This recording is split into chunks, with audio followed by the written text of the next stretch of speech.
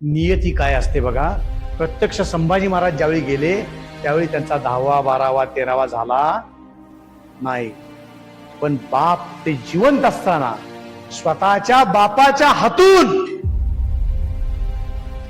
संभाजी महाराजांचं तर्पण झालेलं आहे. देहाचे टाचे कडून डोक्याकडे वैरण तोडावी एवढ्या सहजतेनं देहाचे तुकडे केले आणि ते तुकडे कोल्या कोताड्या खाण्यासाठी त्या वरुडूच्या माळावर फेकले.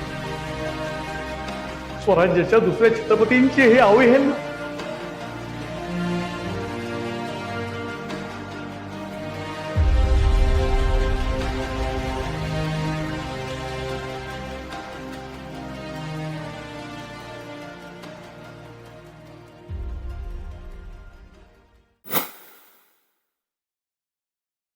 पुण्यश्लोक जिजाऊ साहेबांनी शिवछत्रपतींना घडवलं.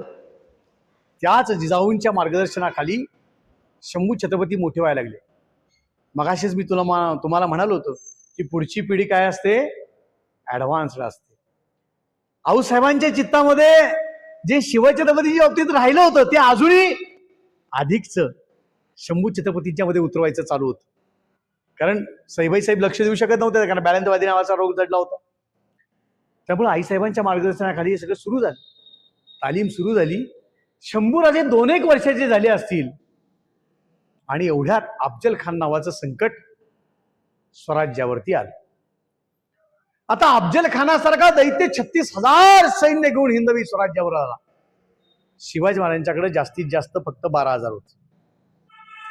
शिवाजी महाराजांना पक्का माहित होतं की उघड्या मैदानावरती आपण त्याची लढाई लढू शकत नाही आणि म्हणून त्याला कुठे खेचायचा, त्याला आपल्या टप्प्यात आणायचा. म्हणजे अफजल खान आला नव्हता, अफजल खानाला आणलं होतं, बरोबर ना? हा. आणि 100 अपराध भरल्याशिवाय, जसं भगवान श्रीकृष्णाने आपल्या आत्याला वचन दिलं होतं, जोपर्यंत त्याचे 100 अपराध शिशुपालाची भरत नाही तोपर्यंत मी त्याला काही करणार नाही, पण भरला की सोडणार. हा, तसं शिवाजी महाराजांनी अफजल खानाला येऊ दिलं. 36,000 सैनिक घेऊन वाटेत तगडारे फक्त मंदिरं उद्ध्वस्त करत, मूर्त्या उद्ध्वस्त करत तो यायला लागला. अक्षरशः तुळजाभवानीकडे आला आणि तो तुळजाभवानीला आव्हान देऊन म्हणतोय, शिवाजी महाराजांची आराध्य देवता आहे ना ती, आणि मग तो तिथं पुढे जाऊन म्हणतोय, दिखा तेरी अजिबात मुझे, दिखा, असं तो आव्हान देतोय त्या अष्टभुजा तुळजाभवानीला. आणि अक्षरशः त्या अष्टभुजा तुळजाभवानीची मूर्ती त्यानं फोडली खणानी फोडून गप्प बसला नाही, ती दळून काढली जात्यातनं. ते तुळजाभवानी फोडली. महाराजांना राग आला, संताप प्रचंड आला, पण टप्प्यात यायला पाहिजे. पुढे तो आलाय पंढरपुरावरती, पण शिवाजी महाराजांना अगोदरच कळलं होतं हा येणार आहे, महाराष्ट्राचा जो लोकदेव आहे तो सगळ्यांच्या अंतःकरणातला लोकदेव आहे. आणि तो अफजल खान पोचण्याआधी शिवाजी महाराजांनी प्रल्हाद पंत बडव्यांच्या घरापासून पांडुरंगाच्या गाभाऱ्यापर्यंत भुयार खोदलं. रातोरात पांडुरंगाची मूर्ती प्रल्हाद पंत बडव्यांच्या घरी सुरक्षित पोहोचवली, भुयार चिनून टाकलं, पांडुरंगाची मूर्ती गायब केली. अफजल खान आला, त्यानं बघितलं त्या पांडुरंगाच्या मंदिरामध्ये मूर्ती दिसेना, म्हटल्यानंतर त्याला प्रचंड संताप आला आणि त्याला तो त्याला थैथाट सुरू झाला. त्यानं तिथं आपण येऊन गेलो आणि हे पांडुरंगाचं मंदिर तुमचा लोकदेव इथं नांदत नाहीये, तो मला घेऊन पळून गेला, तो पुन्हा कधीच इथे येणार नाही. म्हणून त्यानं 208 गायी कापल्या पांडुरंगाच्या सभागृहामध्ये. त्या गायींचा रक्तामांसाचा चिखल त्यानं केला. किती दहशत माजवली असेल याचा विचार करा. बजाजी नाईक निंबाळकर हे तर त्याच्या बाजूनच उभे होते आदिलशाहीच्या, तरी देखील त्यांना कैद केली. का तर छत्रपतींचा मेहुणा आहे, मेहुण्यासाठी महाराज काही करायला तयार होतील, त्यांच्यासाठी तरी बाहेर येतील. पण शिवाजी महाराजांनी परस्पर त्यांची जामीनकी दुसऱ्याकडून भरली आणि त्यातूनही शिवाजी महाराज सुटले आणि अफजल खान वाईला येऊन बसला. आता वाईला आला, मग शिवाजी महाराजांनी सांगायला सुरुवात केली की मी भीतो. वास्तविक शिवाजी महाराज त्याला भ्याले होते का? अजिबात नाही. पण तुम्हाला सगळ्यांना माहितीये, एखादी गोष्ट ती खोटी असू द्या, पण 100 वेळा जर एखाद्याला सांगितली तर हळूहळू काय वाटायला लागते, बहुतेक बरोबर आहे. नाही, एवढ्या वेळा कोणी सांगत नसतं. 100% बरोबर असल्याशिवाय कोणी एवढा आग्रह धरून सांगणार नाही. म्हणून शिवाजी भीतो. आता अफजल खानाला सुद्धा माहित नव्हतं का की जावळीचं अरण्य काय आहे? 100% माहित होतं. कारण तो महाराष्ट्रात कधी काळी वाईचा सुभेदार होता. त्यामुळे प्रतापगडचं अरण्य, जावळीचं घनदाट अरण्य त्याला सगळं माहित होतं. त्या अरण्याचं वर्णन शिवचरित्रामध्ये असं आहे की जिथं जाण्याचं धाडस केवळ वारा, वाघ आणि पाणी आणि चौथा मराठा, ज्याच्याशिवाय अन्य कोणी करायचं नाही. पण शिवाजी महाराजांनी त्या अरण्यात त्याला खेचला, कारण शिवाजी महाराजांना माहित होतं की याला इथं खेचावं लागणार आहे. कारण 36,000 सैन्याशी उघड्या मैदानावर लढण्याचं सामर्थ्य आत्ता आपण पत्करणं योग्य नाही. काही झालं तरी या दहशतवादातलं एक देखील बीज परत जाता उपयोगाचं नाही. म्हणून त्याला कोंडून हाणला पाहिजे. शिवाजी महाराजांनी खूप छान उपयोग केलाय सगळ्या गोष्टींचा. श्रद्धा अंधश्रद्धा विषय बघा कसा आहे. शिवाजी महाराजांनी स्वप्न सांगितलं आपल्या लोकांना. बघा आपण म्हणतो बघा देव प्रसन्न झाला. आता आपण सगळे विज्ञान युगातले आहोत. नाही, त्याच्या पुढचं आहे माहिती आणि तंत्रज्ञान युगातले आहोत. नुसतं विज्ञान नाही, आता माहिती आणि तंत्रज्ञानाचं युग आहे. त्यामुळे एखादी बातमी किती लवकर होते तुम्हाला सगळ्यांना माहिती आहे. आता देव प्रसन्न झाला कोणावर कोणी विश्वास ठेवेल का? नाही. पण विचार करा शिवाजी महाराजांनी या गोष्टीचा उपयोग कसा केला की रात्री माझ्या स्वप्नात येऊन आईने सांगितलंय मला की यश तुझंच आहे. आता मला सांगा तुम्हाला देखील स्वप्न पडतात का नाही? स्वप्न काय पडतात? दिवसभर तुम्ही ज्या गोष्टीचं चिंतन करत असता त्या गोष्टीचं स्वप्न 100% पडतं. बरोबर आहे का चूक? हा. मग शिवाजी महाराज अफजल खानासारखा दैत्य आलाय, त्याच्याकडून सुटका करून घेण्यासाठी किंवा त्याचा पारिपत्य करण्यासाठी कुणाची प्रार्थना करत असतील? आपल्या आराध्याची, म्हणजे अष्टभुजा तुळजाभवानीची. बरोबर आहे का? जगदंब जगदंब जगदंब उदयोस्तु जगदंब. बरोबर आहे का? म्हणजे जिचं नामस्मरण करतो तीच येणार ना स्वप्नात, आणि तीच येऊन सांगणार की शुभा काळजी करू नकोस, उद्या जो दैत्य आलाय तो 32 दातांचा बोकड, तो दहशतवाद, तो तुझ्याच हातून संपणार आहे. मीच तुझी यशदायी निघून तुझ्या भावाने येऊन राहणार आहे. शिवबा काळजी करू नकोस, यश तुझंच आहे. शिवाजी महाराजांच्या डोळ्यासमोर ती अष्टभुजा तुळजाभवानी स्वप्नात देखील तशी झालेली आहे. तुम्ही महिषासुर वधाचं बघितलं का चित्र? ती अष्टभुजा तुळजाभवानी, 8 हातात शस्त्र आहे. आपली कुठलीही देवी ती शस्त्राशिवाय नाही आहे, लक्षात घ्या. तिच्या 8 हातांमध्ये शस्त्र आहेत. म्हणजे आपल्या आईच्या हातात शस्त्र दिलेलं आहे. लक्षात असू दे, शस्त्राचा आपला फार जुना संबंध आहे. फक्त आपण आता हल्ली काय केलंय, शस्त्र टाकून कंगवे घेतले जातात, कळलं नाही कोणाला. किंवा मोबाईल घेतलाय आता, शस्त्र आता खेळत नाही आपण. पण शस्त्र हे आपलं पहिलं हे असलं पाहिजे, लक्षात घ्या. आपला कुठलाही देव एक पांडुरंग सोडला तर शस्त्राशिवाय नाही आहे. सगळ्या देवतांच्या हातात शस्त्र आहेत, म्हणजे शस्त्र आपल्यासाठी महत्वाचं आहे. लक्षात घ्या की वाघ नख्या हे शस्त्र कुठे सुचलंय? त्या आई तुळजाभवानीचं रूप जे वाघावर बसलेलं आहे आणि महिषासुराच्या छातीवरती वाघानं पकड घेतली बघा. आता तुम्हाला माहितीये का, वाघाच्या हातातली किंवा पंजातली शिकार सुटत नसती का?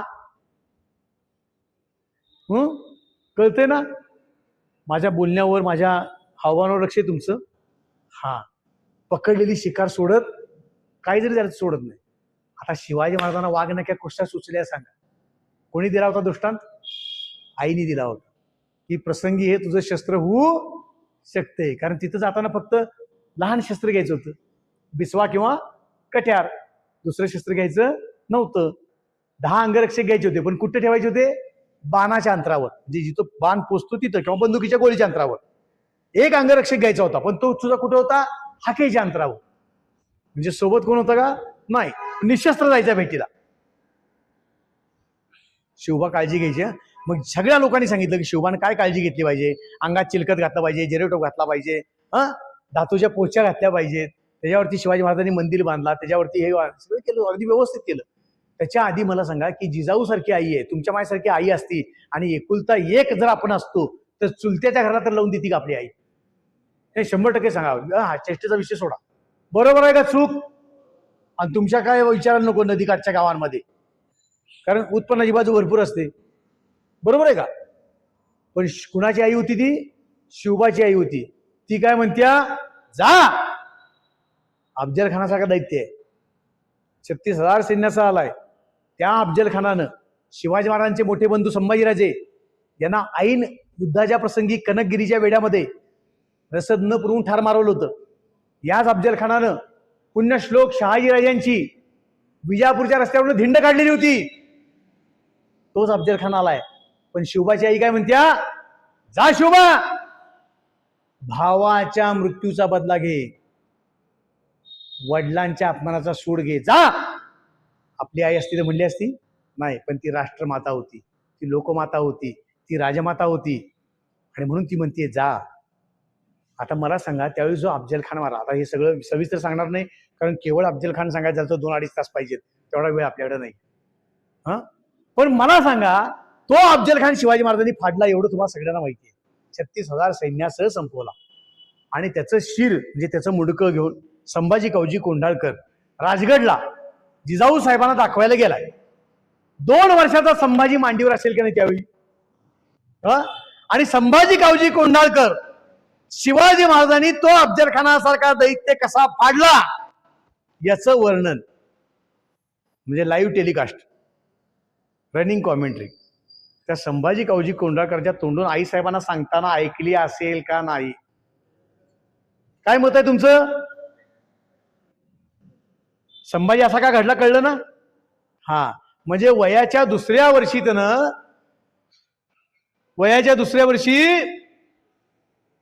त्यानं ऐकलंय की तो 32 दातांचा बोकड किंवा दशरथ कसा फाडायचा. बरोबर आहे ना? आता बघा, 2 वर्षाचे असताना ऐकलं. त्यानंतर महाराज घराकडे आलेत का लेकराची चिंता म्हणून? नाही.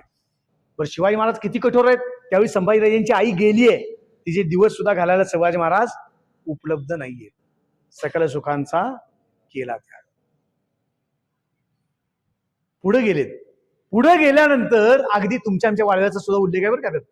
शिवाजी महाराज ज्यावेळी वाईवरून पुढे आले, संपूर्ण त्या 18 दिवसात 21 किल्ले आणि त्या भोवतालचा प्रदेश म्हणजे अगदी आपल्या कामेरी, तांबवे ह्याचा सगळा उल्लेख आहे त्यामध्ये. आणि मग ते कुठेपर्यंत गेलेत? पन्हाळ्यापर्यंत गेलेत, कोल्हापूरच्या पन्हाळ्यापर्यंत गेलेत. आणि पन्हाळा सुद्धा महाराजांनी घेतलेले त्यामध्ये. म्हणजे प्रतापगडावरून निघाले ते सगळा आजूबाजूचा परिसर शत्रूच्या ताब्यात होता आदिलशाहीच्या, तो सोडवत महाराज पन्हाळ्यापर्यंत गेले, आणि पन्हाळ्यापर्यंतची सगळी भूमी ही शिवाजी महाराजांनी हिंदवी स्वराज्यात घेतली. बरोबर का चूक? म्हणजे जेवढ्या वेगाने महाबळेश्वरावरती उगम पावलेली कृष्णा तुमच्या आमच्या जिल्ह्यात येते, त्या वेगानं शिवाजी महाराज पुढे सरकले. त्यानंतर ते पन्हाळगडच्या वेढ्यात अडकले 4.5 महिने. 65,000 सैन्याचा वेढा आहे. बरोबर आहे का? सोपा आहे का? नाहीये. आता या 65,000 सैन्याच्या वेढ्यातनं शिवाजी महाराज सुखरूप निघाले. बरोबर. शिवा काशीदांसारख्याच्या बलिदान झालं. जगावे शिवाजी, सुटावे जिवंत, स्वये बैसतो मृत्यूच्या पालखीत. आणि असा कर्मयोग मला लाभू दे म्हणून ते तुळजापदाला म्हणतोय. असे मागतो नित्य तुळजा पदाला, मराठा म्हणावे अशा वाघराला. जगावे शिवाजी, सुटावे जिवंत. माझ्यासारखे लाख गेले तरी चालतील, पण लाखांचा पोशिंदा आमच्यासारख्याला विचार असतं तर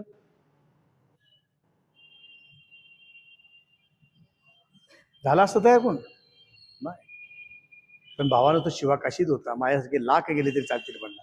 आणि अशा असंख्यांच्या त्यागातनं हिंदवी स्वराज्य उभं राहिलं. लक्षात घ्या. स्वतः पालखीत बसला. वय अगदी तरुण वय, लक्षात घ्या. हो.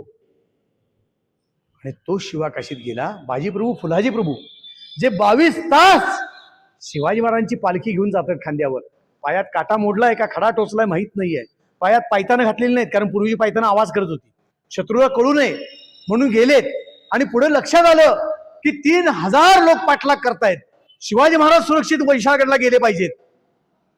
म्हणून 22 तासाचे श्रम झाल्यानंतर दमणं थकणं झालं होतं, तरी सुद्धा न दमता न थकता शिवाजी महाराजांना म्हणतायत की राजे, ह्यातले 300 मावळे घ्या, तुम्ही सुरक्षित निघून जावा.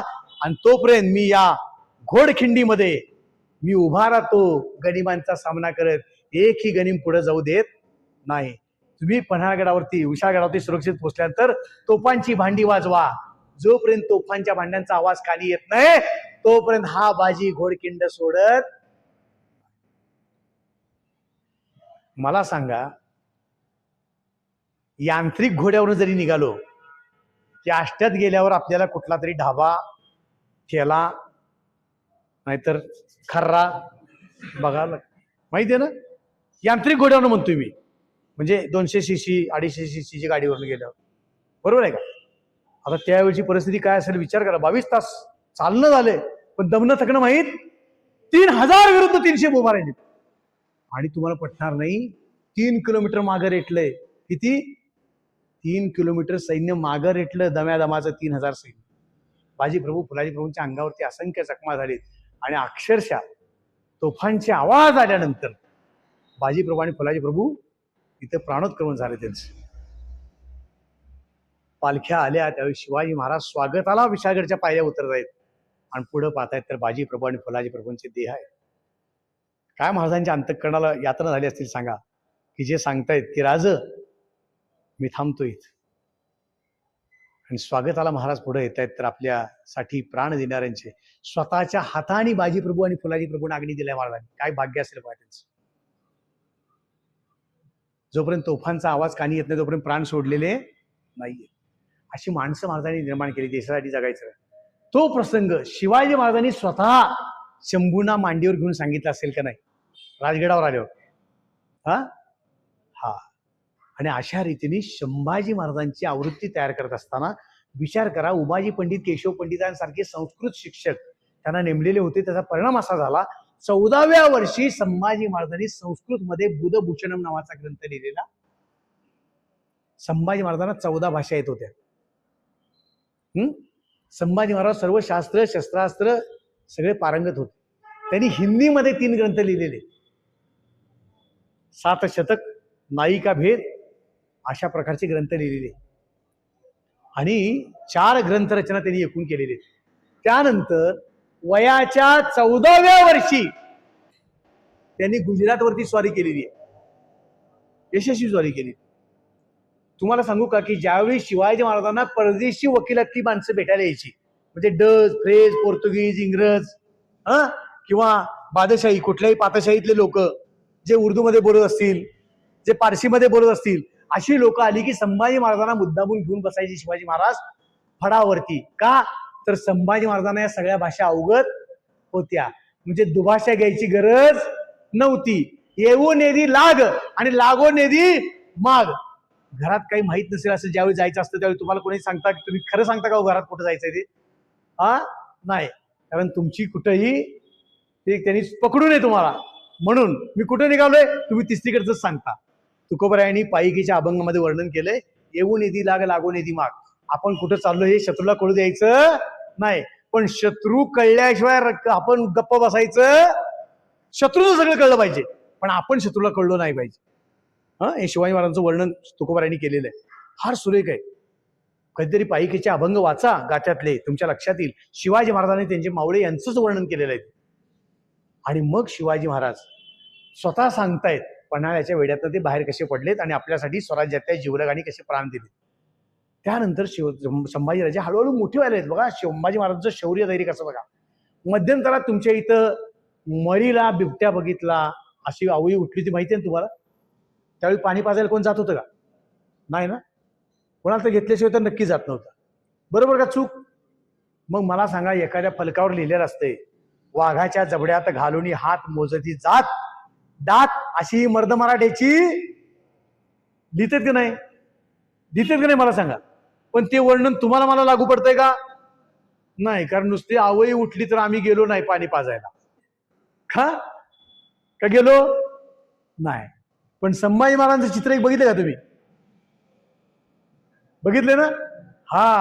विना शस्त्र वागा सवे झुंजणारा, मुकातील जीवा बळे तोडणारा, फडा माझी कुस्ती करे तक्षणाला. गुणावर किंवा बरोबरीत नाही, रटाळवाणी नाही. फडा माझी कुस्ती करे तक्षणाला, मराठा म्हणावे अशा वाघराला, विना शस्त्र वागा सवे झुंजणारा. तुम्हाला पटणार नाही, हातात कसलंही शस्त्र नाही, 3 वेळा वाघ जबडा पडून मारला होता. मुखातील जीवा त्याची वळून काढली होती. शेवटी शिवाजी महाराजांनी सांगितलं, आपल्या आईचं म्हणजे वाहन आहे, पुन्हा असला आघोरी प्रकार करू नका. हे वर्णन फक्त संभाजी महाराजांना लागू पडते. बरोबर आहे का चूक? आपण त्यांच्या मार्गावर चालू शकत नाही. ही परिस्थिती आहे. पण संभाजी महाराज तसे होते, लक्षात घ्या. म्हणजे शौर्य धैर्य तुझ्या लक्षात आला असेल. औरंगजेब का घाबरला होता त्याचं कारण आहे, लक्षात घ्या. शिवाजी महाराज असेपर्यंत औरंगजेब आला का? अजिबात आला नाही. पण ज्या दिवशी शिवाजी महाराज गेले हे समजलं, त्यावेळी त्याने येण्याचं निश्चित केलं. 7 लाख सैन्य घेऊन आला. पण संभाजी महाराज कसे घडले ते तुम्हाला सांगतोय. वय वर्ष 8 चालू होतं आणि मिर्झा राजे जयसिंग, दिलेर खान यांच्याबरोबर शिवाजी महाराजांचा लढा सुरू होता. बरोबर आहे. त्यामध्ये पुरंदरचा तह झाला. तुम्हाला सगळ्यांना माहिती आहे पुरंदरचा तह झाला. आणि पुरंदरच्या तहामध्ये 21 किल्ले आणि 4 लक्ष होणांचा प्रदेश ताब्यात द्यायचं ठरलं. आता काय आत्तासारखं बॉन्ड ठरत नव्हता ना त्यावेळी. काहीतरी जबान आहे, दिला एखादा शब्दानं पाळला, त्या पद्धतीने काहीतरी पुरावा पाहिजे. मग तुमचा एकुलता एक पुत्र तोपर्यंत आमच्याकडं छावणीत ठेवा. आता बघा, एकुलता एक पुत्र तुमच्या आमच्या आईने लावून दिलं असतं, चुलत्याच्या घराला लावून देत नाही, विरोधकाच्या गल्लीत लावून दिल का? नाही. इथं तर कोणाच्या शत्रू जायचं होतं? मिर्झा राजे शिकायच्या छावणी. पण शिवाजी महाराज आहेत ते आपल्यासारखे नाही. त्यांनी संभाजी महाराजांना कानमंत्र दिला असेल का नाही मला सांगा. मिर्झा राजांशी कसं वागायचं आहे, दादाजी पाव लागू म्हणून कसं त्यांना जिंकायचं आहे, त्यांच्या पोटात कसं शिरायचं आहे, त्यांच्या नातवाची भूमिका कशी वटवायची आहे आणि त्यांच्या पोटातलं कसं काढून घ्यायचं आहे. आपलं मात्र काही सांगायचं.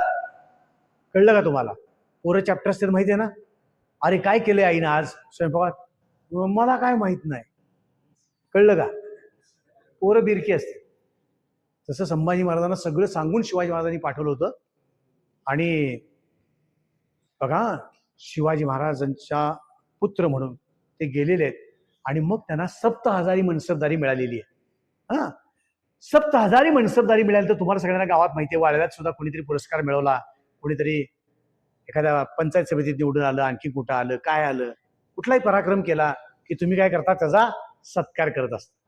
तसं आपल्यातला झाला म्हणून मेजाराजी जयसिंगांनी सत्कार केला.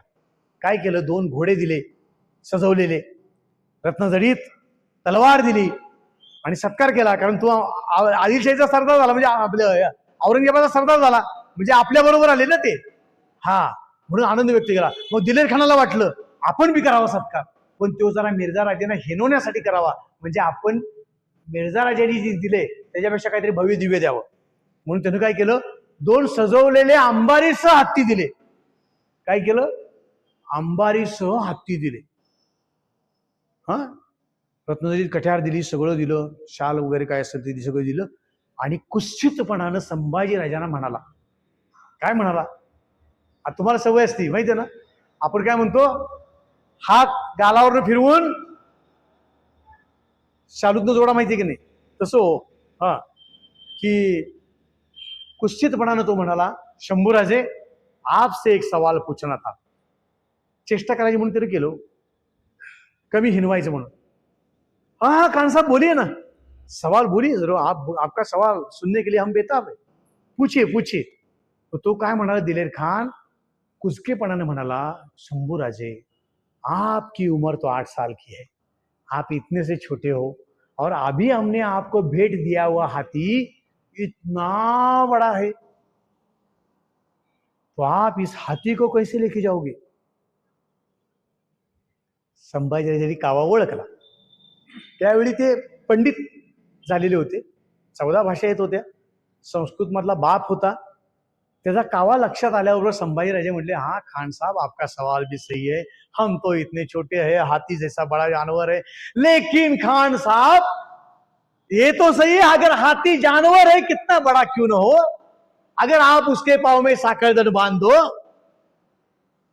और खींच लो तो जहां चाहे उसे ले जा सकते, या उसके ऊपर अंकुश लेके बैठ जाओ तो आप उसे जहां चाहे घुमा सकते हो. उसमें कौन सी बड़ी बात है खान साहब. आता त्याचे दात त्याच्या घशात जायची वेळ आलेली होती. म्हणून संभाजीराजांनी त्याच्या पुढचा सवाल ते काय म्हणले माहितीये का? खान साहब आपके सवाल का जवाब तो हमने दे दिया, अब हमारा भी आपसे एक सवाल है. संभाजीराजांना दाखवून द्यायची होती तिची जागा. 8 वर्ष वय आहे, लक्षात घ्या. संभाजीराजे काय विचारतायत कि खान साहब हमारे आबा साहब ने आपके बादशाह को भेंट किए वो ये 21 किले 23 किले, आप अपने बादशाह के पास कैसे लेके जाओगे. आता किल्ले म्हणजे काय जनावर होतं काय ते हालचाल करणार का किल्लेच्या बाहुल्या होत्या नाही ना. 23 किल्ले इथल्या भूमीवरती बांधलेले होते. गडकोट पर्वतांवर बांधलेले होते. डोंगर शिखरांवर बांधलेले होते. ते 23 किल्ले तुम्ही कशा घेऊन जाणार. आता कोणाची दात कोणाच्या कशात जायची पाळी आली. कळलं का. हा बोलती बंद करायची समोरच्याची. 8व्या वर्षीचं संभाजी महाराजांचे कौशल्य लक्षात घ्या. संभाजी महाराजांची चण लक्षात आली. पुढे बघा 9 वर्षाचे झाले संभाजी महाराज आणि आग्र्याच्या भेटीला गेलेत आपल्या पिताश्रींबरोबर. शिवाजी महाराजांच्या बरोबर गेलेत. 50वा वाढदिवस कोणाचा आहे.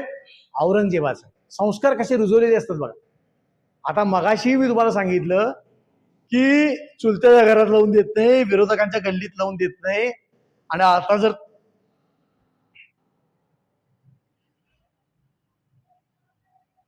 चुलत्या बरोबर किंवा विरोधकांच्या बरोबर दिल्लीला कुठं सभा रॅली म्हणून पाठवून देतील का. नाही ना. पण शिवाजी महाराज मुद्दामून 9 वर्षाच्या संभाजीला घेऊन कुठे गेलेत. औरंगजेबाच्या दरबारात गेलेत. आता शिवाजी महाराजांचा उद्देश केवढा बघा. 9 वर्षाच्या शंभूला घेऊन गेलेत म्हणजे धाडस किती आहे बापाचं. हा आपला बाप घेऊन जाईल का. नाही. आपल्यात खूप जपलं जातं. एकुलते काय म्हणून पायाला माती सुद्धा लागू दिली जात. काय काय सेवा करताय तुमचं तुम्हाला माहिती. मी काय विचारणार नाही. तुम्ही काय सांगू नका. मला माहित आहे सगळं. हा बरं का. आणि शिवाजी महाराज घेऊन गेले. हा औरंगजेब कोण आहे. ज्यानं स्वतःच्या बापाला 4 वेळा विषप्रयोग करून ठार मारले. शहाजहानला ज्यानं स्वतःच्या 4ही भावांना देहांचे तुकडे तुकडे करून ठार मारले. असा क्रूर कमा औरंगजेब आहे. आणि त्याच्या दरबारात शिवाजी महाराज घेऊन गेले. आणि शिवाच्याचा 50वा वाढदिवस आहे बघा. जाणीवपूर्वक. आता ह्याचं सुद्धा वर्णन खूप मोठं आहे पण मी थोडक्यात सांगतो तुम्हाला. आणि शिवाजी महाराज तिथे गेले. ज्या बादशाच्या दरबाराची रीत डोळ्यात डोळे घालून बघायचं नाही. ताट उभं राहायचं नाही. कायम असं झुकलेल्या अवस्थेमध्ये डोळ्यात डोळे घालून बघायचं नाही. बादशाच्या डोळ्यात डोळे घालायचे नाहीत. ताट उभं राहायचं नाही. कायम झुकलेल्या म्हणजे कायम तुम्ही गुलाम आहात याची जाणीव तुम्हाला असली पाहिजे. पायात घालायचं नाही. खोकायचं शिंकायचं जांभळी द्यायची नाही. आवाज करायचा नाही. सांगितल्याशिवाय बोलायचं नाही. बोलताना सुद्धा कोरोनामध्ये तुम्ही मास्क घातला होता का नाही तसं तोंडासमोर हात धरायचा. चुकून तुमकी बादशाच्या अंगावर जाईल. जाणार होती का नाही. पण तुम्हाला परवानगी नाही. तोंडासमोर हात धरून बोलायचं. मागं जायचं झालं तर बादशाला पाठ दाखवायची नाही. मुजरा करतच मागे यायचं. कळलं का. म्हणजे पाठ दाखवायची नाही. असं ज्या दरबारचं सोळं त्या दरबारामध्ये शिवाजी महाराज आपल्या लेकराला घेऊन गेले. 9 वर्षाच्या 36 वर्ष वय आहे शिवाजी महाराजांचं. आणि शिवाजी महाराजांनी बघितलं की आपल्याला कुठं उभं केलंय. लांब उभं केले.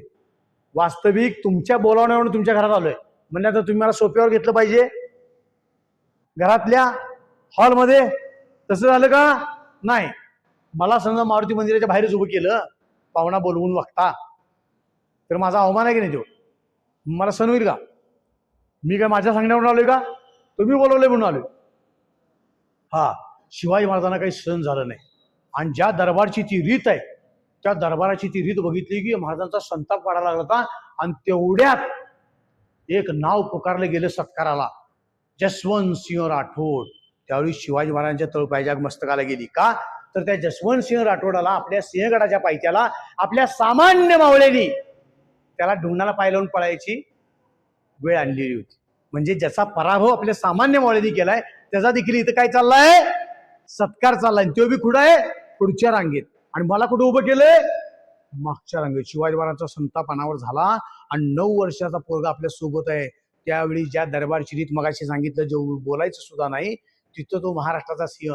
महाराष्ट्र गीतामध्ये शब्द आहे बघा काय आहे. सह्याद्रीचा सिंह गरजतो शिवशंभू राजा. दरी दरीतून नाद गुंजला महाराष्ट्र माझा. हे कोण होतं महाराष्ट्राचं लेकरू होतं. तिथं जाऊन ते म्हणाले रामसिंग कौन खड़ा है हमारे सामने. त्या रामसिंगाला घाम फुटला. ते धावत गेला. ते म्हणला ये है महाराज जसवंत सिंह राठोड. मग तर महाराजांच्या परत तळपायच्या मस्तकाला गेली. मैं एक क्षण भी यहां नहीं रुकूंगा. तेरे बादशाह ने जानबूझकर मेरा अपमान किया है. मैं इस बादशाह का मुंह भी नहीं देखना चाहता. मैं इस दरबार में एक क्षण भी नहीं रहूंगा. आणि त्याच पावली मागे फिरले शिवाजी महाराज. आता विचार करा, औरंगजेबानं त्यांना एवढ्या दूर का ठेवलं होतं. आता त्याच्या आतली गंमत सांगतो तुम्हाला. कारण म्हणले 36,000 सैन्य घेऊन म्हणले अफजल खान आला होता. काय झालं होतं? 36,000 सैन्य घेऊन अफजल खान आला होता. आणि अफजल खानाला ही भेटायला गेलं म्हणले, ते याच्या छातीला पण लागत नव्हतं म्हणले. पण भेटायला गेलं त्यानंतर अफजल खान उरला चुकून म्हणले 50वा वाढदिवस म्हणून मला जर मिठी मारायला आला तर पुन्हा त्याचे आभार मानायला तरी मी पाहिजे की शिल्लक. म्हणून म्हणले ह्याच्यापासून काय झालं पाहिजे, कीप डिस्टन्स सेफ, सुरक्षित अंतर राखलेलं. म्हणजे औरंगजेब शिवाजी महाराजांना भीत होता, त्याच्या दरबारात जाऊन आव्हान देणारा. सोपं होतं का हे? आता हे 9 वर्षाच्या संभाजीवर काय परिणाम झाले असेल विचार करा. आपला बाप कसा आहे? मगाशी श्लोक सांगितलाय तुम्हाला, लक्षात येत नाहीये तुमच्या.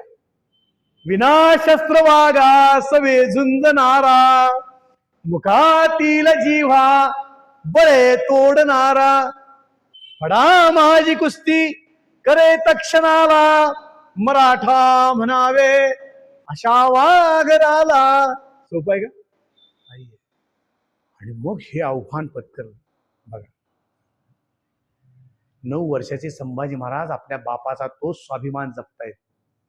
त्यानंतर ते सत्ताधारी पुन्हा मनसबदार झाले आणि शिवाजी महाराज कैदेत पडले. 4.5 महिने कैदेत आहेत. त्यावेळी शंभूराजे 9 वर्षाचे आहेत फक्त. शंभूना परवानगी आहे आग्रा शहरात फिरण्याची, शिवाजी महाराजांना नाही. कारण संभाजी महाराज बाळक आहेत, म्हणजे बाळच आहेत. ते 9 वर्षाचे असले तरी पोर गेले आणि सप्तधारी मनसबदार आहेत, म्हणजे दरबारचे मानकरी आहेत. त्यामुळे संपूर्ण आग्रा शहरामध्ये ते फिरू शकत होते. आता शिवाजी महाराज आणि संभाजी महाराजांची रोज गाठभेट होत असताना त्या 4.5 महिन्यात शिवाजी महाराजांनी सुरक्षित बाहेर कसं पडायचं, कुठून कसं पडायचं, योजना नेमकी काय, त्या योजनेला आकार कसा द्यायचा, कोणाकोणाची मदत घ्यायची, बाहेर कसं पडायचंय, पुढची व्यवस्था काय आहे, वेषांतर कशी आहेत, सगळं कोणाच्या माध्यमातून तयार करण्यात आले. योजना दोघांनी मिळून बनवायची. बाहेर योजनेला आकार कोणी द्यायचा? संभाजी महाराजांनी. शिवाजी महाराजांनी आताच थांबायचं. 4.5 महिन्यात जाणीवपूर्वक आजारी पडले. आजारी पडून संतोष देण्याचा आशीर्वाद वगैरे मिठाईचे पेटारे चालू झाले. हळूहळू मिठाईच्या पेटाऱ्यांचा आकार वाढत गेला. बरोबर का चूक? शिवाजी महाराज म्हणले मी आता मरणारच आहे, जाता जाता लोकांना अन्नदान करतो, मेवा मिठाई वाटतो, संत सज्जनांचे आशीर्वाद घेतो. मिठाईच्या पेटाऱ्यांचा आकार कसा वाढला कोणाच्या लक्षात आलं? मिठाई जायला लागली. या दोघा बापलेकांना योगासनांचा अभ्यास होता. आता आपण बसलो, किती जणांनी मांड्या बदलल्या सांगता? हातवर करा. सगळ्यांनीच बदलल्या. बरोबर की चूक? 2 तास सुद्धा आपण एका जागी बसू शकत नाही, आपल्या मांड्याला लगेच रग लागती. आता शिवाजी महाराज आणि संभाजी महाराज 9 वर्षाचे संभाजी महाराज आहेत, 36 वर्षाचे शिवाजी महाराज आहेत. 3.5 कोसांचं अंतर आहे. त्या विठ्ठलदासाची हवेली जिथं शिवाजी महाराजांना मारायचं ठरलं होतं किंवा कैदेत टाकलं होतं ते नर्मदेचं तीर, यमुनेचं तीर, आहे का नाही? 3.5 कोसाचं अंतर आहे. आणि हे दोघा पिता पुत्रांना योगासनांचा अभ्यास होता. त्यामध्ये एक शवासन नावाचं आसन आहे, मेल्यासारखं पडून राहणं म्हणतात त्याला, मुडद्यासारखं. ह्या दोघा पिता पुत्रांना अभ्यास असणार आहे की नाही? त्याशिवाय ते बसू शकतील का? नाही. जर आपण इथं सुरक्षित चेतना असताना आपण बसू शकत नाही, तिथं तर मेल्यासारखं पडून राहायचं, म्हणजे सोंग करायचं सोपं नाही आहे. अंगावर मिठाई आहे, 5,000 हातात तलवारी घेतलेल्या लोकांचा पारा आहे, आणि त्या पाऱ्यात आपण सुरक्षित सुटायचंय. बरोबर? पण गेलेत सुटून. आता पुढे सांगा की संपूर्ण इलाका हा औरंगजेबाचा. 9 वर्षाच्या पोरासकट शिवाजी सुटलाय. हे कळायला वेळ लागला असता का? मग संभाजी महाराजांचा पाठलाग होऊ नये, कारण तो एकुलता एक आहे. स्वराज्याचा दुसरा छत्रपती जिवंत राहिला पाहिजे, त्याचा पाठलाग कुणी केला नाही पाहिजे. म्हणजे संभाजी महाराजांना कुठेतरी सुरक्षित ठेवलं पाहिजे. बरोबर आहे का चूक? त्याला घेऊन जायचं म्हटलं तर 100% आपण पकडले जाणार का नाही? म्हणून शिवाजी महाराजांनी मथुरेची निवड केली. कोणाची? मथुरेची. तिथं मोरोपंत पिंगळे जे स्वराज्याचे पंतप्रधान होते, त्यांचे सख्खे मेवणे हे मथुरेमध्ये राहत होते, काशीपंत आणि विसाजीपंत. बरोबर? त्यांच्याकडे संभाजी महाराजांना ठेवण्यात आलं. आता जसं मुंडन केलंय तसं खरडून मुंडन करण्यात आलं. डोकीवरती संजाब राखण्यात आला, शेंडी राखण्यात आली, गळ्यात यज्ञोपीत घालण्यात आलं. यज्ञोपीत म्हणजे जानवं, जानवं घालण्यात आलं. आणि कमरेला राजवस्त्र उतरवून वलकलं, म्हणजे हा धोतर नेसवण्यात आलं. आणि हे बापच होते संस्कृत मधले. ओम नमस्ते गणपतये त्वमेव प्रत्यक्षम तत्वमसि त्वमेव केवलम कर्तासि त्वमेव केवलम धर्तासि त्वमेव केवलम हर्तासि त्वमेव सर्वं कल्विदं ब्रह्मासि त्वं साक्षात् आत्मासि नित्यं कुतम वच्मि. आता काय बापच होते. बामणाच्या घरात सहज खपून गेले. म्हणजे शिवाजी महाराजांनी संभाजी महाराजांना सुरक्षित ठेवलं. पण बातमी सोडून काय दिली हवेत. येता येता प्रवासाच्या दगदगीने शंभू राजांना मृत्यू झाला. काळ झाला त्यांचा. म्हणजे संभाजीराजे मृत्युमुखी पडले. चुकून आपल्या पोरांच्या बाबतीत कोण म्हणलं असं तर तुम्ही काय कराल? काय कराल? सांड शिरीतेचं गाल रंगवाल का नाही? पण बघा, बाप आहे, एकुलते एक पोरगा आहे, आणि त्याच्याविषयी काय म्हणतायत? शंभू राजांचा काळ झाला. आता हे शत्रूला खरं वाटावं, कारण शत्रूंनी त्याचा पाठलाग करू नये म्हणून शिवाजी महाराज सांगतायत. पण तुम्हाला पटणार नाही, हे खरं देखील वाटावं आणि खरंच औरंगजेबाने पाठलाग करू नये, शंभूराजे सुरक्षित राहावेत म्हणून राजगडावरती सुरक्षित पोहोचल्यानंतर स्वतःच्या हाताने शंभू राजांचा 10वा 12वा 13वा केला आहे. नियती काय असते बघा. प्रत्यक्ष संभाजी महाराज ज्यावेळी गेले त्यावेळी त्यांचा 10वा 12वा 13वा झाला नाही. पण बाप ते जिवंत असताना स्वतःच्या बापाच्या हातून संभाजी महाराजांचं तर्पण झालेलं आहे. प्राक्तन काय असतं बघा. त्यानंतर वयाच्या 14व्या वर्षी ते मोहिमेत गेले, गुजरातमधली स्वारी केली. शिवाजी महाराजांच्या बरोबर गेल्यानंतर लक्षात घ्या, राज्याभिषेक म्हणून युवराज म्हणून यांनाच अभिषेक झाला. प्रचंड पराक्रम केला, 200 पेक्षा जास्त लढाया केल्या, एकाही लढाईमध्ये हार पत्करलेली नाही. संभाजी महाराज आहेत ते. बर, शिवाजी महाराज राजकारण धुरंधर होते. एका वेळी एकाच शत्रूशी लढायचे, बाकीच्या दोघांना आपापसात बोलण्यात गुंतवायचे. कळलं का? शिवाजी महाराज राजकारण धुरंधर होते, पण संभाजी महाराजांचा स्वभाव जरा वेगळा होता. त्यांना असलं बोलण्यात गुंतवून बिंतवून माहित न मान्य नसतं. आला की थेट, आला अंगावर की घेतला शिंगावर, थेट भिडायचे आणि असं सगळं चालू होतं. आणि मग हे असा सगळा प्रसंग चालू असताना बघा, एकाही लढाईमध्ये हार नाही. 8ही दिशांनी शत्रू कोसळलाय. शिवाजी महाराज गेल्यानंतर औरंगजेबाला 8 लक्ष सैन्य घेऊन आलाय. प्रचंड तोफगोळा आहे, दारुगोळा आहे, हे सगळं करून तो सोबत आलाय. शिवाजी महाराज असेपर्यंत तो आला का? अजिबात धाडस केलं नाही. पण शिवाजी महाराज गेल्याबरोबर तो महाराष्ट्र जिंकायला आलाय. संभाजी महाराज पण किती हुशार आहेत बघा, की तो जिथनं येणार आहे. जसं शिवाजी महाराजांनी सुरत लुटली, माहितीये तुम्हाला? सुरत कुठं आहे? गुजरातमध्ये. पण शिवाजी महाराजांनी सुरत 5 दिवस लुटली होती, आणि ती एकदा नाही 2दा लुटली होती.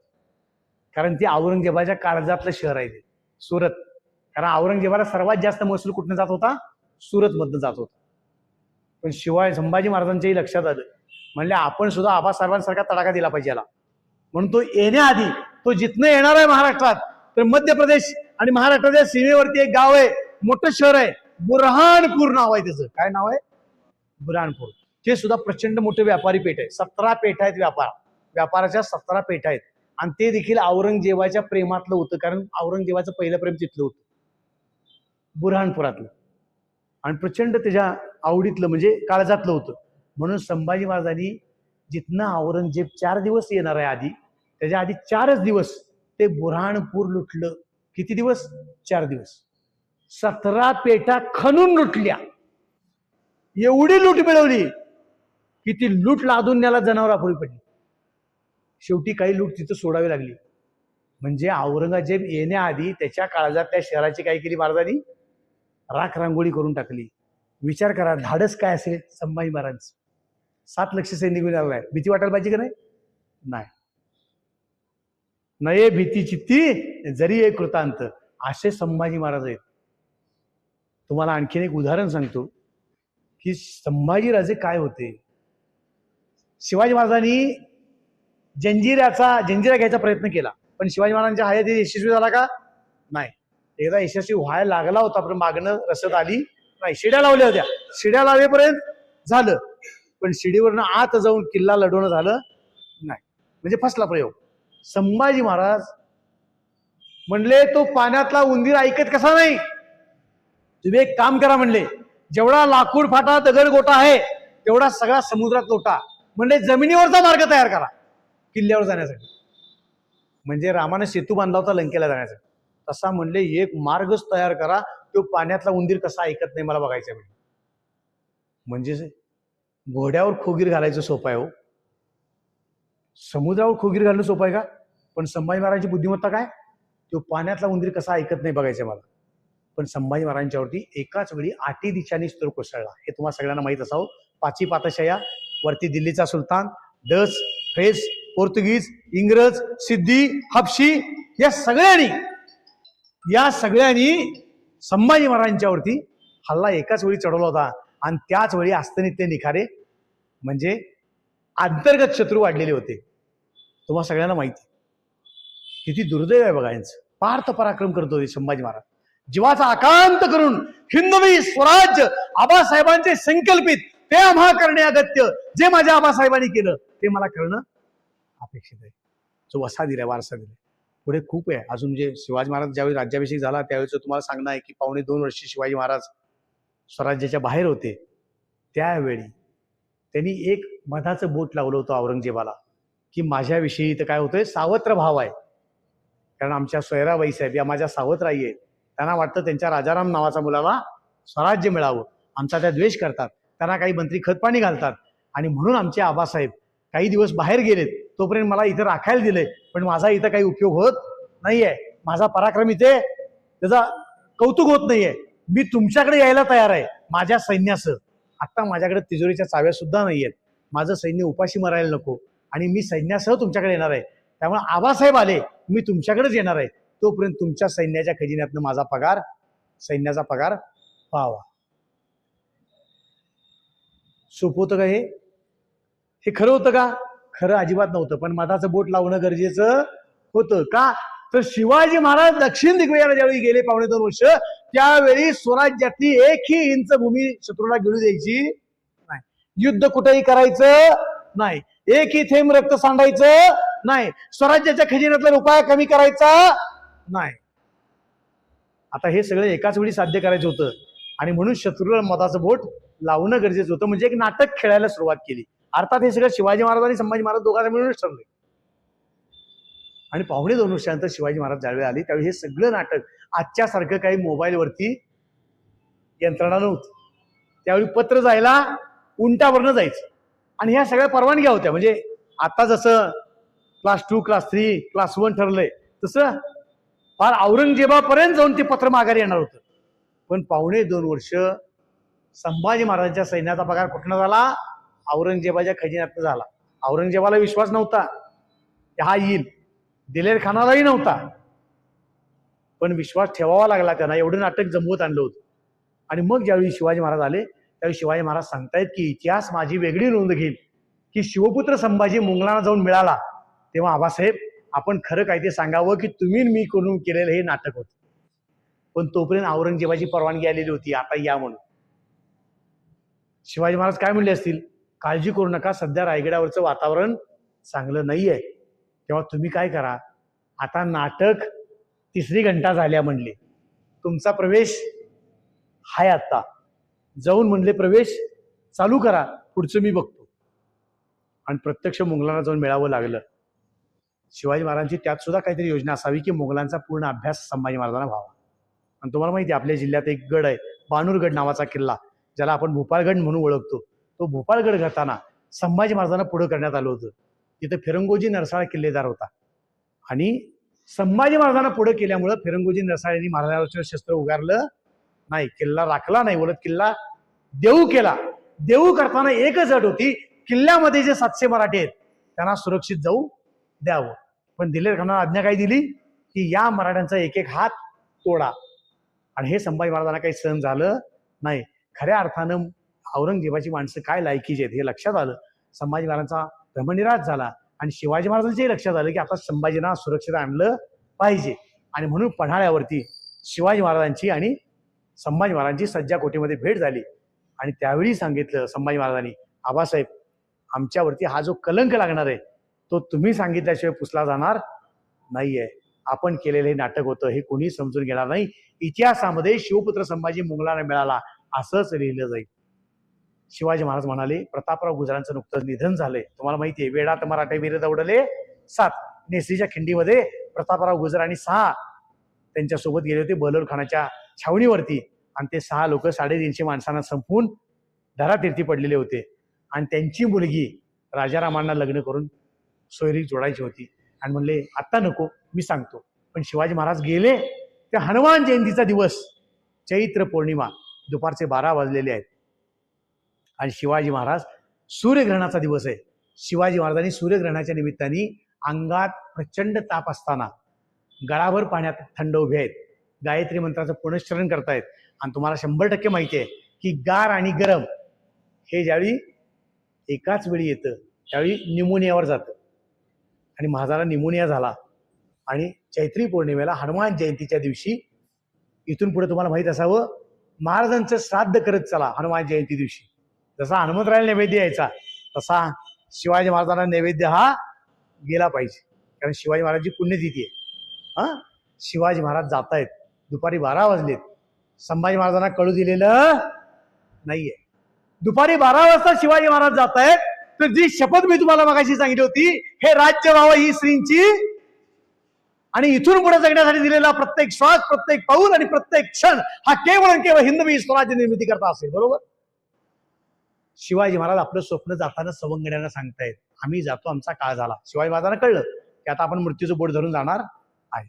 आपल्यासारखं असता तर सांगितलं असतं, पुराणा बोलवून, गड्यानो तो बंगला त्याच्या नावावर केलाय, शिव मधल्या आळीतला तुझ्या नावावर आहे, त्याला हितलं दिलंय, कुठल्या गट नंबर मधलं कुणाच्या, बरोबर का. पण अशी विल शिवाजी महाराजांनी केली का? अजिबात नाही. ते जाताना आपल्या जीवाला जीव देणाऱ्या सवंगड्यांचे हात हातात घेत आहेत आणि सांगतायत, आम्ही जातो, आमचा काळ झाला. सप्त सिंधू सप्त गंगा मुक्त करा, काशीचा विश्वेश्वर सोडवा. आजही काशीचा विश्वेश्वर सोडवता आलाय का आपल्याला? नाहीये सोडवता. मशिदीसमोर हत्ती एवढा नंदी असतो का? नाही. पण आज तो आहे. याचा अर्थ अजूनही आपल्याला काशी मथुरा अजून बाकी आहे. गड्यांनो लक्षात घ्या की हे आपण जर लक्षात घेतलं तर शिवाजी महाराज शपथे म्हणजे मृत्यूनंतरही शपथेशी बांधील आहेत. तुमच्या लक्षात आलं का एखादी शपथ कशी असते ती? आणि त्यानंतर संभाजी महाराज त्याच्याशी बांधील आहेत. आबासाहेबांचे संकल्पित ते आम्हा करणे अगत्य. तुम्हाला पटणार नाही, गोव्यातनं पोर्तुगीज हे स्वातंत्र्य मिळाल्यानंतर गोवा मुक्तीचा लढा स्वतंत्र घ्यावा लागला आणि मग गेलेत गोव्यातनं. पण संभाजी महाराजांना आणखीन 1-2 दिवस फक्त मिळत होते, तर संभाजी महाराजांच्या हयातीतच पोर्तुगीजांनी देश सोडला. हो, एवढा पराक्रम गोव्यात केलाय संभाजी महाराजांनी. प्रचंड पराक्रमी होते. तुम्ही फर्जंद बघितलाय, काही लोकांनी पाहिला असेल चित्रपट फर्जंद.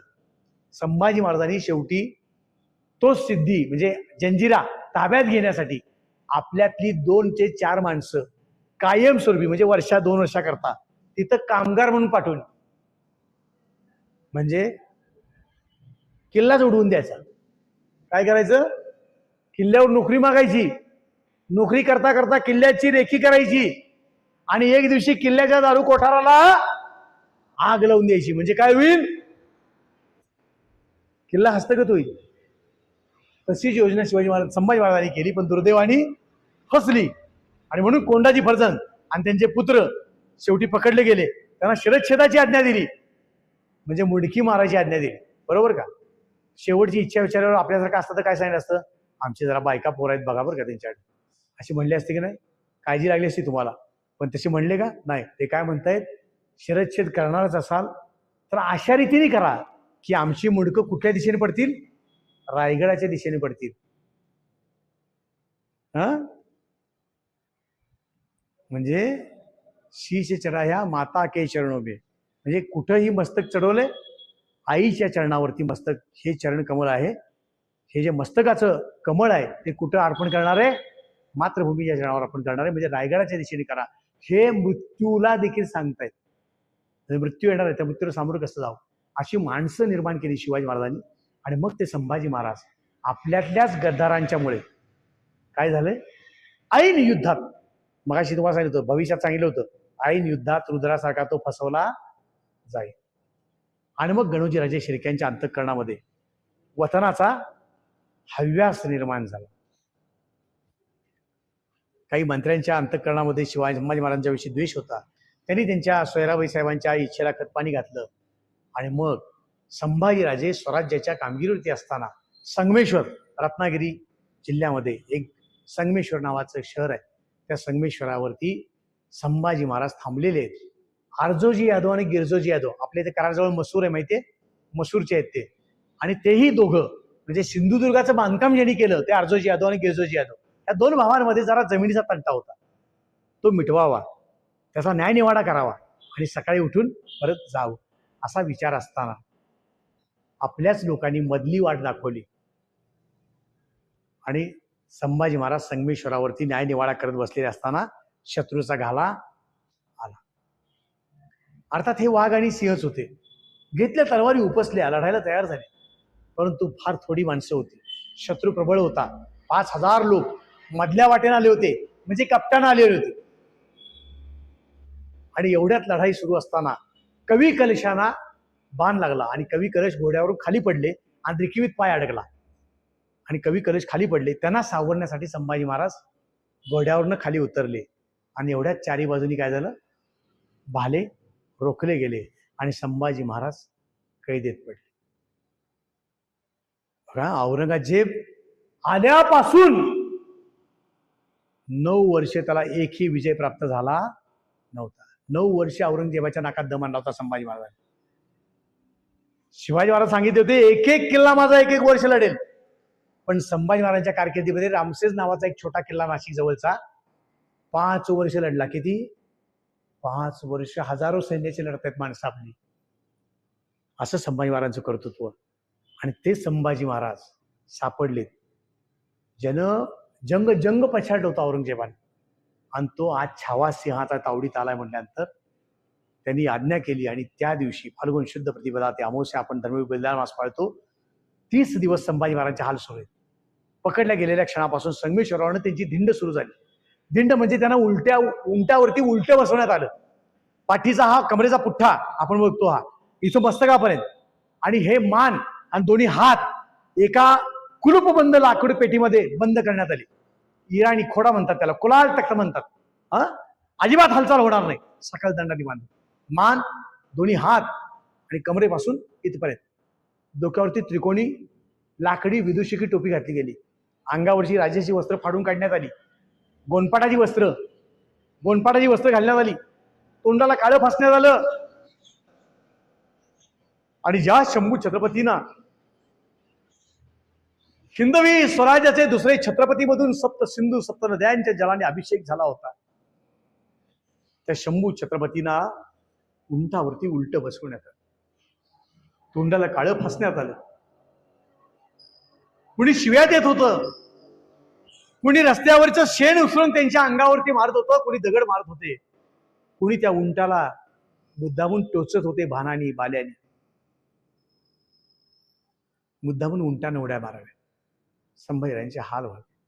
आणि अशा रीतीने 30 दिवस संभाजी महाराजांची धिंड चालू होती.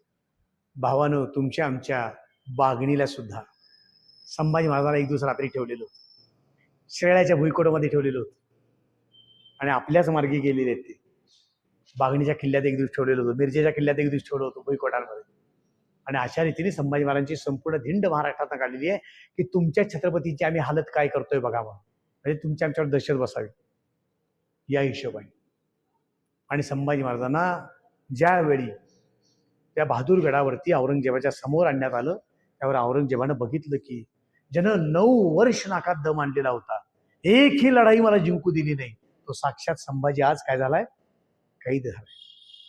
तो बघितल्याबरोबर औरंगजेबानं स्वतःचं आसन त्यागलं, म्हणजे तख्त त्यागलं, आणि समोर येऊन गुडघ्यावर बसला आणि त्या अल्लाचे आभार मानाला. या अल्लाह रहमान रहीम, खुशामदी खुशामदी. जिथे अल्लाचे आभार मानाले की ज्यानं नाकात दम आणला, तो माझा शत्रू माझ्यासमोर तो हजर केलायस. त्यावेळी कवी कलशाला संभाजीराजे म्हणतोय, देखो कवी कलश, आपको कोई कविता सुचती है इस पर? त्यावेळी कवी कलश म्हणतायत बघा, रावण की सभा में खूब देखो बजरंग, म्हणजे तुम्हाला माहिती आहे ना, रावणाच्या सभेमध्ये हनुमंतरायांनी कसे वेटोळे घालून त्याच्यावरच्या उच्चासनावर बसलेले होते, तसं तुम्हाला बघून शंभूराजे देखो, तुम्ही शेंदूर लागल्यासारखे सगळे लाल भडक म्हणजे रक्तबंबाळ झाले होते. शंभूराजे लाल भडक शेंदूर भाजलेल्या बजरंगासारखे दिसत होते. संपूर्ण देहावर साखळदंड बांधलेले होते. तरी देखील संभाजी महाराजांचं तेज विलक्षण होतं. संभाजीराजांच्या डोळ्यात डोळे घालून बघण्याची औरंगजेबाची ताकद नव्हती, एवढे तेजस्वी डोळे होते. आणि तो प्रत्यक्ष संभाजी समोर आल्यानंतर पाहिल्यानंतर मग ते शंभूराजांना म्हणतायत की देखो राजन, ज्या पद्धतीने रावणाच्या लंकेमध्ये बजरंग बसलेले होते त्या पद्धतीने या औरंगाच्या दरबारात तुम्ही हजर झालाय. तुम्हाला बघितल्याबरोबर औरंगजेबानं म्हणले स्वतः तख्त ते जेव्हा औरंग, तुम्हाला बघितल्याबरोबर औरंगजेबानं म्हणले आपलं आसन सोडले. देखो शंभू तुम कितने महान हो, हिंदुस्तान का शहंशाह, आपको देखकर आपको खड़ी ताजीम देने के लिए अपना तख्त त्याग कर घुटनों पे बल जमीन पे टेक कर आपको आदब पेश कर रहा है. देखो शंभू. आता या दोघांना माहित नाही का हो, साक्षात मृत्यू भाई औरंगजेबाच्या रूपाने तो आपला कोणत्याही क्षणी बळी घेणार आहे, माहित आहे की नाही. तरी देखील काय बातचीत चालली आहे बघा. आणि हे सगळं ऐकल्यानंतर औरंगजेबाच्या मस्तकामध्ये सुडाचा अग्नी पेटला आणि संभाजी महाराजांच्याकडे 3 प्रश्न केले त्यानं की माझे तुला कोण कोण सामील आहेत ते सांग, तुझा खजिना कुठे ठेवलाय ते सांग, आणि 3रा शब्द होता की तुला मृत्यू पाहिजे असे नसेल, तुला जीवदान पाहिजे असेल तर उभ्या दक्षिण हिंदुस्थानाचा बादशाह तो मी करायला तयार आहे, फक्त तू इस्लाम कबूल कर. या 3 प्रश्नांची उत्तर संभाजी महाराजांनी दिली नाहीत. उलट संभाजी महाराज थुंकले त्याच्यावर आणि डोळ्यात डोळे घालून बघायला आले संभाजी महाराज. तर संभाजी महाराजांच्या तेजस्वी डोळ्यांमध्ये बघण्याचं सामर्थ्य औरंगजेबाला झालं नाही. तेज पुंज तेजस्वी आंखे निकल गई पर झुकी नहीं, दृष्टि गई पर राष्ट्रोन्नति का दिव्य स्वप्न तो मिटा नाही. त्या डोळ्यात डोळे घालून बघायचं औरंगजेबाचं साधन झालं म्हणून डोळे गच्च मिटून घेतले आणि पहिली शिक्षा सांगितली, इसको नई नजर दी जाए, अल्लाह की नजर दी जाए, इसकी आंखें फोड दो. संभाजी महाराजांच्या डोळ्यांना फोडण्याचा आदेश दिला. आता पहिली शिक्षा कोणावर होती? कवी कलशांवर. संभाजी महाराजांना कुठली शिक्षा दिली तर पहिली शिक्षा अंमलबजावणी कोणावर? कवी कलशांवर. का तर कवी कलशांच्या वेदना बघून तरी संभाजी महाराजांनी त्या शिक्षेपासून दया याचना करावी, भीक मागावी आणि होय म्हणावं. पण कवी कलश आणि संभाजी महाराज दोन्ही एका मुशीत घडलेले आणि मित्रप्रेमाचं केवढं सुंदर उदाहरण आहे ते. सोपं होतं का? नाही. ज्या पद्धतीनं चंदबदराई आणि पृथ्वीराज चव्हाण यांचं मैत्रीबाबत उदाहरण दिलं जातं माहिती आहे तुम्हाला. हा मत चुको चौहान. हा हे जसं मैत्रीचं उदाहरण आहे तसं कवी कलश आणि संभाजीराजे. तर पहिल्यांदा कवी कलशांचे डोळे फोडले गेले आणि त्यानंतर संभाजी महाराजांच्या डोळ्यांमध्ये तप्त तापलेल्या सळया. अक्षरशः जल्लादांनी ज्यावेळी त्या घुसवण्याचा डोळ्यात प्रयत्न केला गेला त्यावेळी जल्लादांना देखील धाडस झालं नाही त्या डोळ्यांमध्ये सळया फिरवायचं. त्यावेळी जल्लादांचे डोळे बांधण्यात आले आणि जल्लादांच्या हातातल्या तप्त सळया इतरांनी संभाजीराजांच्या डोळ्यात फिरवल्या. तेजपुंज तेजस्वी आंखें निकल गई पर झुकी नहीं, आणि दृष्टी गई तो राष्ट्रोन्नति का दिव्य स्वप्न तो मिटा नाही. आबासाहेबांचे संकल्पित ते आम्हा करणे अगत्य. त्या हिंदूभूमीचं केवढं दिव्य चित्र संभाजी महाराजांनी आपल्या डोळ्यात साठवलं असेल, आपल्या मातृभूमीचं. पण ते दिव्य स्वप्न त्या दिव्य डोळ्यांमध्येच राहिले, ते दिव्य डोळे काढले गेले. त्यानंतर जिभेनं औरंगजेबाची निर्भत्सना चालू होती म्हणून दुसरी शिक्षा अंमलात आणली, इनकी जीवा काट दी जाए. कवी कलशांची जीभ काढली. कित्येक कवन, दुर्गा सप्तशतीचे पाठ, रुद्र, अनेक 4 वेद, 6 शास्त्र, 18 पुराण याचा अभ्यास करणारा कवी कलश त्यांची जीभ काढण्यात आली.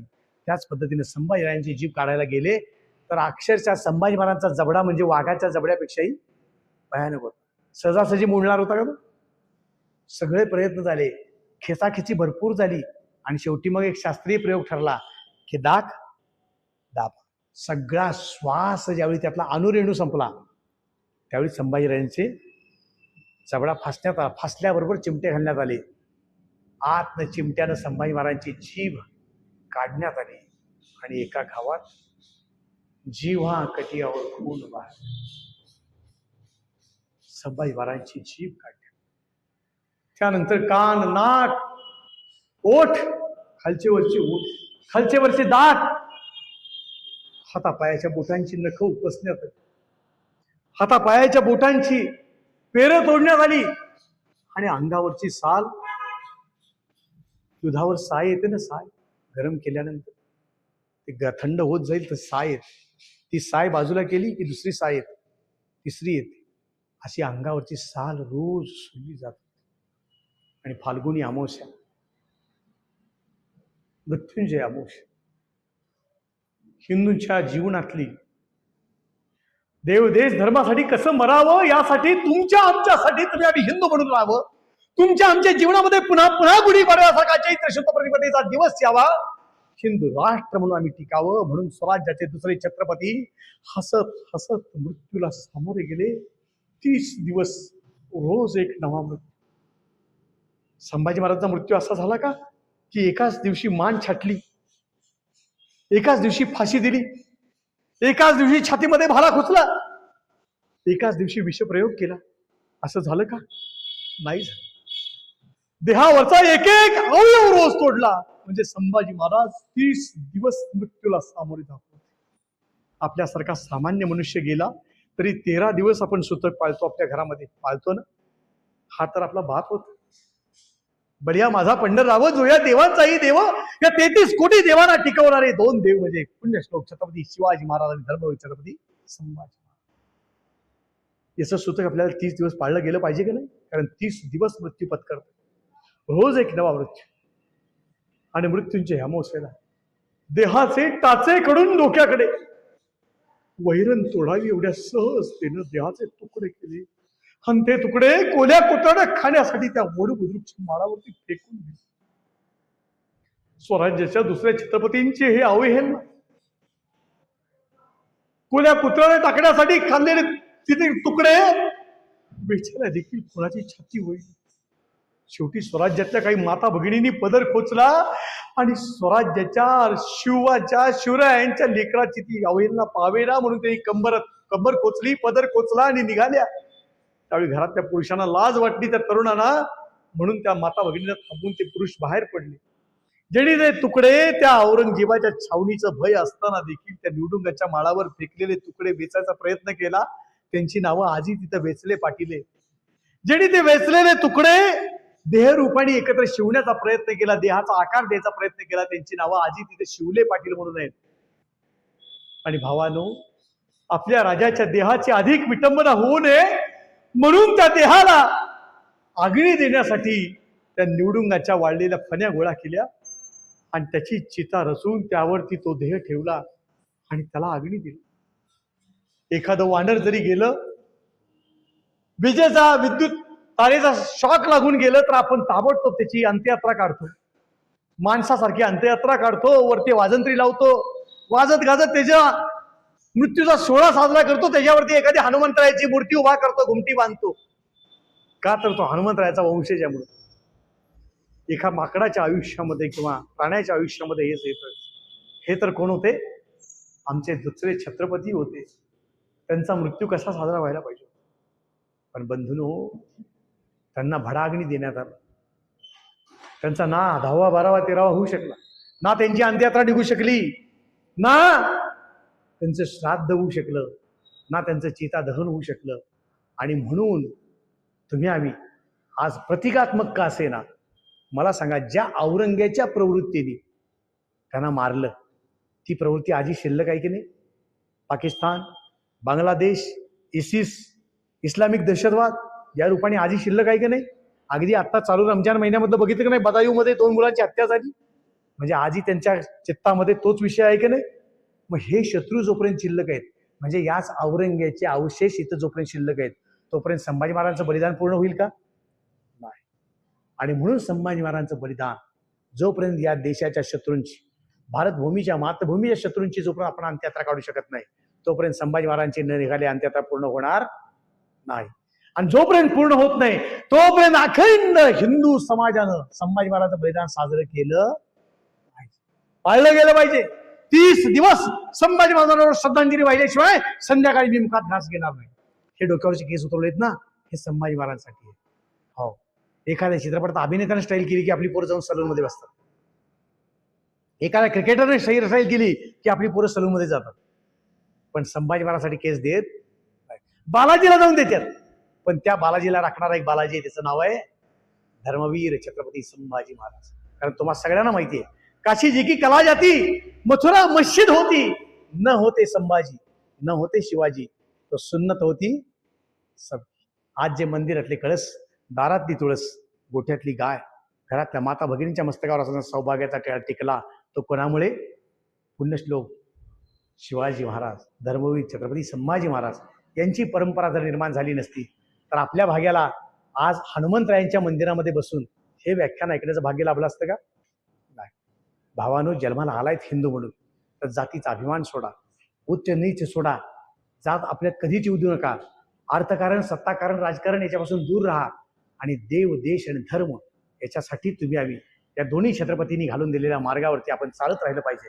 आणि संभाजी महाराजांचं बलिदान त्या दिवशी मी किमान या महिन्यात गोड खाणार नाही, मी किमान या महिन्यात मांसाहार करणार नाही, मी किमान एक वेळ जेवेन म्हणजे एक मुक्त राहील, मी किमान या महिन्यात डोक्यावर केस ठेवणार नाही, मी किमान या महिन्यात पायात घालणार नाही, मी किमान नवीन कपडे घालणार नाही, टीव्ही चित्रपट बघणार नाही, मी किमान या महिन्यात गोड खाणार नाही, मी किमान या महिन्यात चहा पिणार नाही, मी किमान या महिन्यात संभाजी महाराज श्रद्धांजली जायल्याशिवाय मुखामध्ये घास घेणार नाही, मी या महिन्यात व्यसन करणार नाही.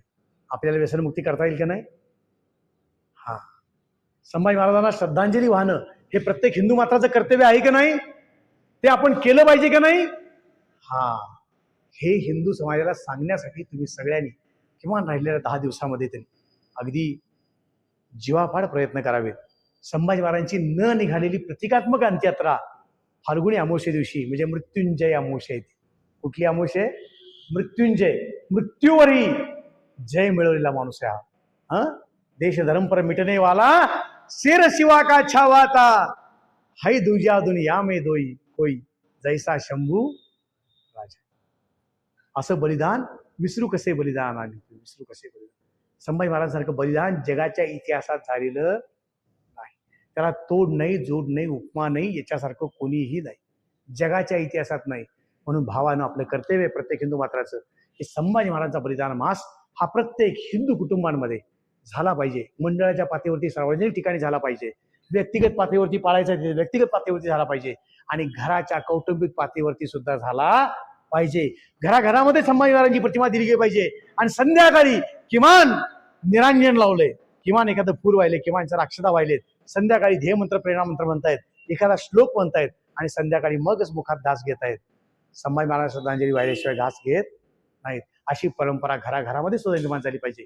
मंडळाच्या पातळीवरती जेवढी मंडळ आहेत, गणेश उत्सव करत असतील, शिवजयंती करत असतील, आणखीन काही दुर्गा माता उत्सव करत असतील, पण भावाने त्यांना सांगा की गड्यानं जो काही करताय, लाखो रुपयांचा खर्च करून करताय, 100% करा, दौलात करा, पण हे ज्या परंपरेमुळे टिकलं त्या शिवछत्रपती संभाजी महाराजांना जर विसरलात तर येणारा काळ आपल्याला माफ करणार नाही, किंबहुना साजरे करायला तुम्ही आम्ही असणार नाही.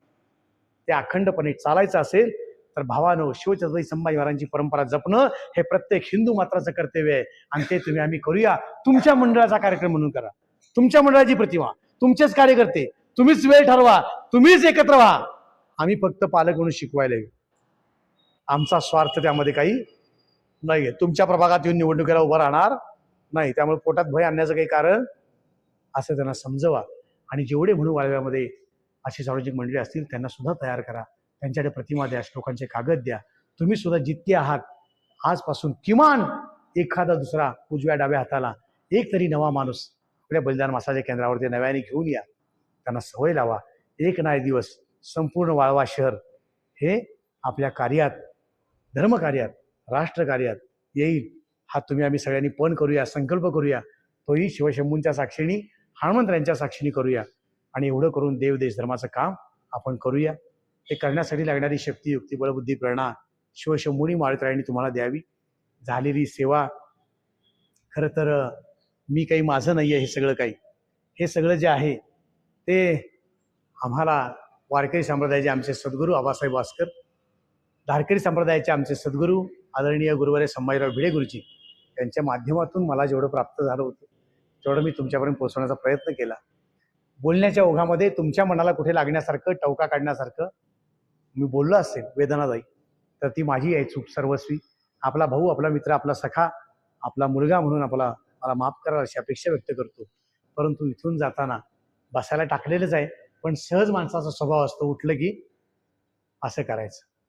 तेव्हा धूळ झटका पण विचार झटकू नका. ते सोबत घेऊन चला आणि पुन्हा एकदा वाळवा. एक वेगळी भूमी, धर्मवीरांची भूमी म्हणून ती कशी प्रसिद्धीला पावेल, किंवा देवदेश धर्माविषयी काम करणाऱ्या धारकऱ्यांची भूमी म्हणून कशी प्रसिद्ध राहील, याच्यासाठी तुम्ही आम्ही सगळेजण प्रयत्न करूया, नक्कीच करूया. झालेली सेवा पुन्हा एकदा शिवशंभूंच्या, पावित्र्यांच्या, तुम्हा सगळ्यांच्या चरणी समर्पित करतो आणि सेवेला पूर्णविराम देतो. पुन्हा श्लोक. छत्रपती श्री शिवाजी महाराज, धर्मवीर छत्रपती संभाजी महाराज, भारत माता, हिंदू